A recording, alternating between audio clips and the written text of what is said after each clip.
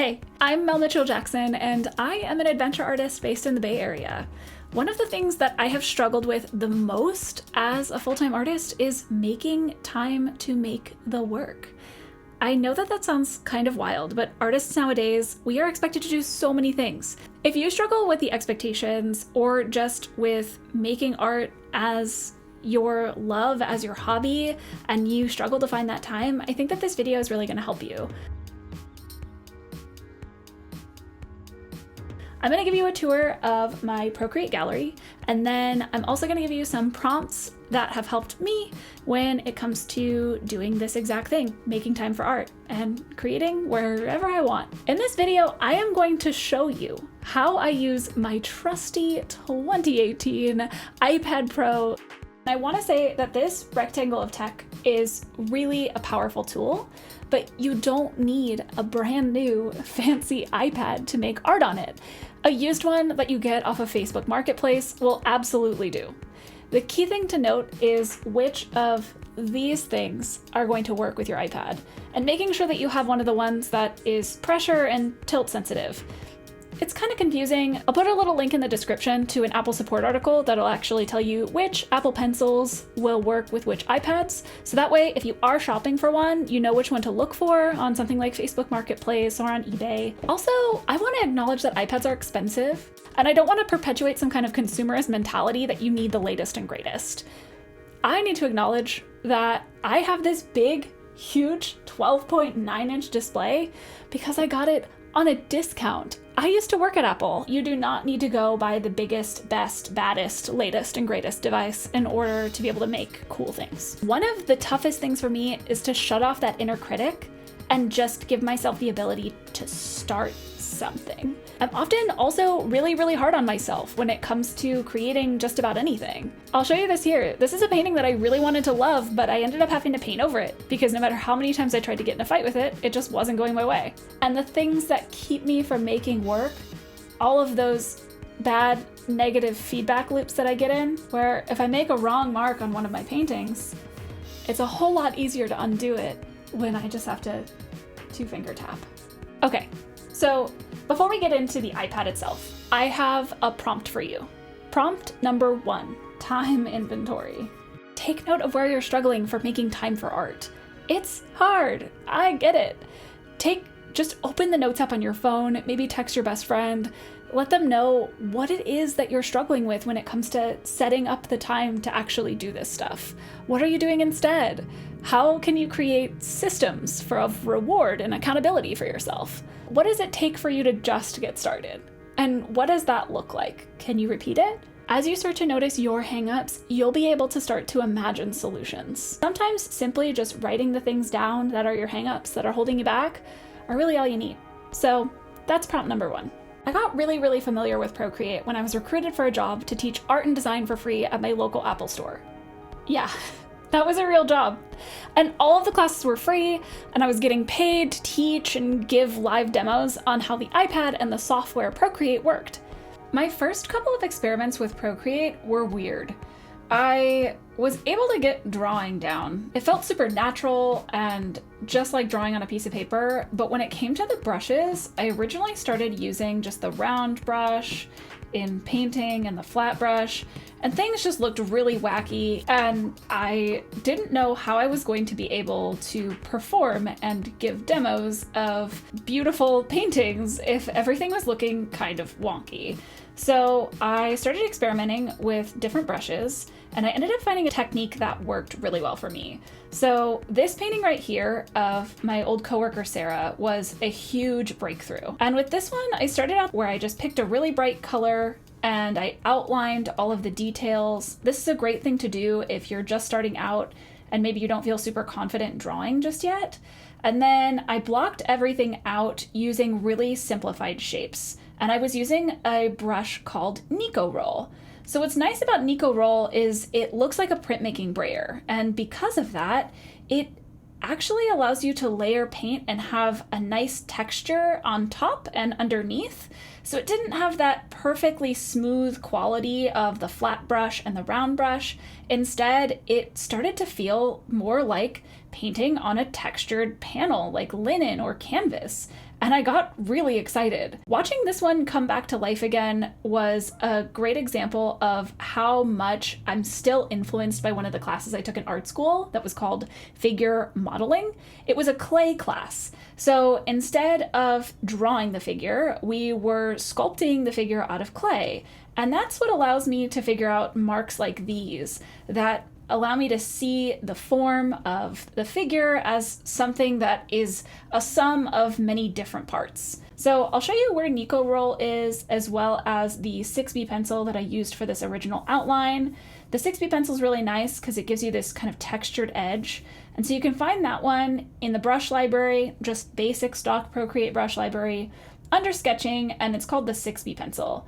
And then there's also, under painting, is where I found that Nico Roll brush. So you gotta scroll down just a little bit, but there it is.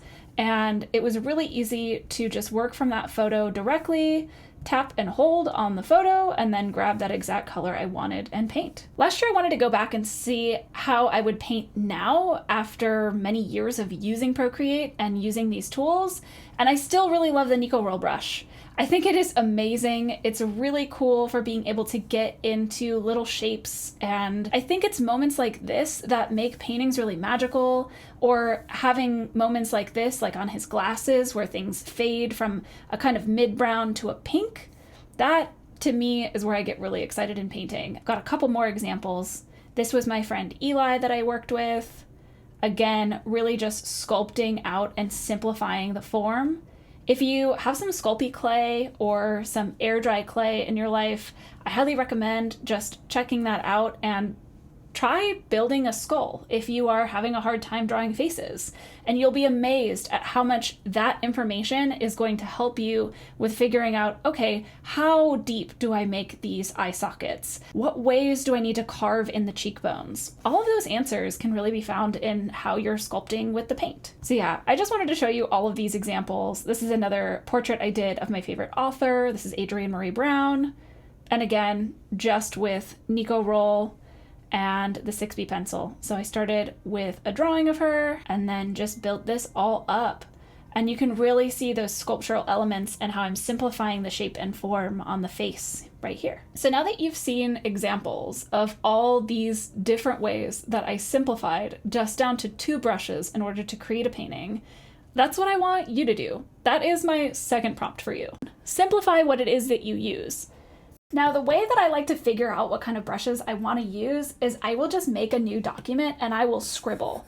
So I'll just select the brushes at random and just pick one and go like, what does this do? What happens when I tilt it? What happens when I press harder? And so what you'll want to do is actually select your favorites and you can put them in a folder. So if you didn't know this, on Procreate, you can actually take a brush and swipe to the left on it and hit duplicate. And then you can take this duplicate and put it in a folder that you create for yourself. So I have this thing called Mel's Faves, and it's where I put all of my favorite brushes and different versions of them, so that way I can always return to the ones that I really like. So simplify. You can also do that with pen and pencil too. So what are your favorite 2 markers or 2 pens? How can you work with just those in your sketchbook this week? With the time that I had to build and practice my skills with the app when I was working at Apple, led me to get really inspired to just use this for making art for a little while. I would take my iPad everywhere with me. It would come with me to the coffee shop. It would come with me to my friend's house to hang out on their patio. It would come with me to a bar. Basically, any time that I would have some kind of dead space, I was finding a place to draw. I was totally entranced with the magic of making things on my iPad, that it was really easy for me to go to work and talk about it, because I was like, it was my jam at the time, and the fact that I was getting to teach about it was amazing. I really miss that job. I wish the job still existed and the way that it was in 2019.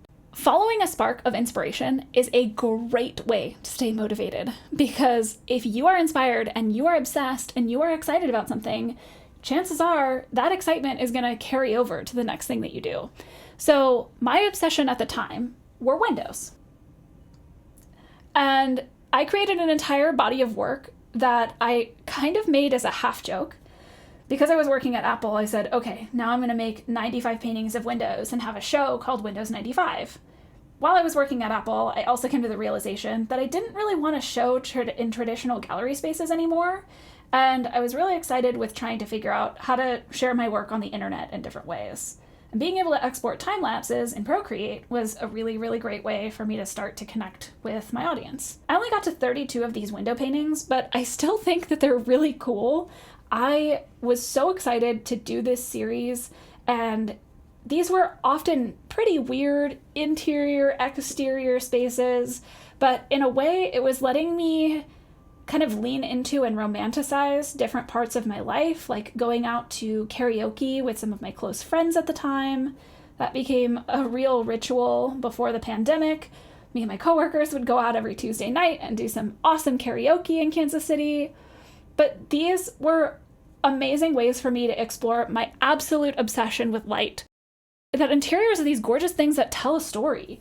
They say so much about a person, about who they are. It's like a mirror of some sort. It's a reflection of who they are back onto themselves. This was how the light came in and created this like gold fleck on this blue wall in late summer. And I loved this space. All of these paintings felt like really tender little love letters to that particular time in my life. And they were really, really fun to make too. This whole series came in about 6 months into using Procreate, and I was realizing that I was able to make paintings on my iPad that were very similar to the way that I would work with oils, only now I could undo, and I could work at pretty much any size and really just play as long as I wanted. So with that, let's go to prompt number 3. Follow your obsession. What are you visually obsessed with right now? Keep that question in mind while you go through the photo app on your phone. Maybe you favorite some things or put them in a folder. Or if you're someone like me who now shoots with a point and shoot camera or a real DSLR, use those photos and put them in a folder and maybe tag them as your references. So often my students tell me things like, I want to draw, but I don't know what to draw. And when you just lean hard into drawing the things that you're absolutely obsessed with, it's going to be so much easier to make that time for making art. When you're regularly taking references that you love and making art that you're obsessed about, it's going to drive you to go home and make more of that art, which is awesome, right? It's this like eternal feedback loop. Grab on to some kind of thing that you're obsessed with making and then make it, right? And then it just continues and continues. So when I moved to California, I was actually doing this exact thing. I was going out and going on hikes and getting really excited and then coming home and drawing these things that I saw. So I would just take these really simple cell phone photos and then come home and draw these scenes that I saw. And I was getting really excited. It was really easy for me to just show up and make art. The other great thing is I didn't necessarily have to be in my studio. What was great is being able to have the ability to make work no matter where I was in the world. So I could be on the BART. I could be taking a plane to visit my family. I could be visiting family that all want to sit around and watch TV, and maybe I don't want to watch TV. And so I can sit there and draw. And it let me experiment and make weird things and fail in ways that I was too afraid to fail with physical materials because that costs money. And so it was a really, really great way to experiment and play. And it really was more my sketchbook than an actual sketchbook was, because if I'm being honest, I could make more flops like this one in Procreate than I was willing to make on paper. And those flops ended up teaching me things that were invaluable and allowed me to really have breakthroughs on the other things that I was making. The other great thing that I loved about moving to the Bay Area is I came from the Midwest, so this was such a different landscape than the flatlands that I was used to. And so it was great and really easy for me to just go outside and get inspired by just about anything, from tree roots to moss to mold. I'd get really excited. I do still get really excited about slime molds too. When you give yourself permission to simply follow what you love, it can feel kind of radical. Art school taught me that my work needs to be grounded in concepts and theories, but not every painting or drawing you make is going to work that way. And I think that all of those concepts and theories, what they ended up doing is putting me in a little box and tell me that I had to make things a very specific way. And I wasn't experimenting. I was pretty static, and I didn't really love that about my work. I thought that going to grad school was going to be the solution to that. But really what it took is experimenting with new medium and allowing myself to have a flop era, allowing things to be weird and to not necessarily work, but to be a fun experiment that I could use as a jumping off point for something else I do later on down the road. When we let ourselves play, that is where the magic happens. And I think that is so, so important to us as artists. Another thing that I did when it came to just following my obsession and running with it was I was working with this thing that I called illustration stitches. So on TikTok, there's this concept called a stitch that often musicians are using to stitch one video into another, and then they're basically riffing on one another. It's allowing them to make music. So I started doing that with illustration, and I was making these illustration stitches where I would find an interior space I really loved on TikTok, and so I'd screenshot it and then make a painting of it. And sometimes the creators would get really excited and respond, and sometimes it would be like dead silence, and that was fine. But I think overall it was a really, really fun experiment to take things from TikTok, take these images that I thought were really powerful and evocative, and then bring them into this space and turn them into drawings. Turn them into paintings. Why not? Okay, so now that we've done this, let's talk a little bit more about making time. Remember prompt number 1? How we did that little inventory and thought about the different ways that we don't make time for art? If you haven't done that yet, cool. What I want you to think about is that you probably have 2 or 3 things that you often do that aren't art. For me, it's picking up my Kindle, aka my good screen, and letting myself just like blow through an entire book in an afternoon. Or it is watching YouTube, which I often do on my iPad, the thing that I should be using for making art, but I sometimes don't. So I'm going to show you how you can do both of those things. Read a book and watch a YouTube video while you are making some art. I am going to show you one of my favorite apps. So this is the app Libby. If you have not used the app Libby, do you have a library card? Do you not have a library card? I love my local library. Libraries are so cool. They give you free stuff. How can you not? It's amazing. So Libby is an app that connects to your local library that just allows you to rent whatever audiobooks or Kindle books that you want anytime. I don't buy books on this. I literally just rent them from the library. It's great. And the thing I like about that is it puts pressure on me to finish things, which I need. Okay, so if I open the Libby app, I can actually see that I'm part of the San Francisco Public Library, and then I can go to my little shelf, I can see the things on my shelf, and I can open my book. I see where I'm at in my book, and I can just start reading that. So if I start playing the overstory, it's going to open up to where I was just last listening in my car, and then I have it muted. But you can see up in the top now, the thing that I'm listening to is up top there, so it's really easy for me to pause or play the thing that I'm listening to while I'm working. So that's Libby. The other one is YouTube. So if you open the YouTube app and you happen to be watching a video like I am, watching The Calm Creative, I really love her content. I think it's really great. So say I'm watching this Calm Creative video, but I also want to be doing other things on my iPad, like drawing.